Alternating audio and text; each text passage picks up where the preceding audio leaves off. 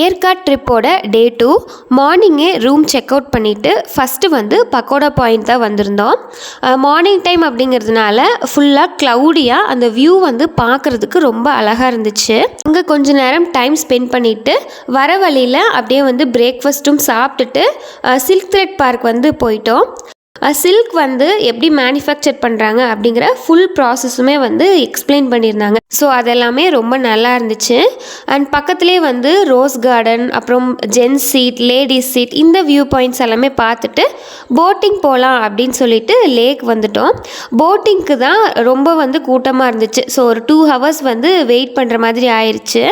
So ஆத்விக்கு வந்து நல்ல தூக்கம், பட் இருந்தாலுமே அவன் வந்து ரொம்ப என்ஜாய் பண்ணிட்டு தான் இருந்தான். போட்டிங் எல்லாம் முடிச்சுட்டு லஞ்சு சாப்பிட்டுட்டு அங்கே பக்கத்துலேயே பாப்பி ஹில்ஸ் வந்து போயிருந்தோம். ஸோ அங்கே வந்து நிறைய ஃபன் கேம்ஸ் எல்லாம் இருந்துச்சு.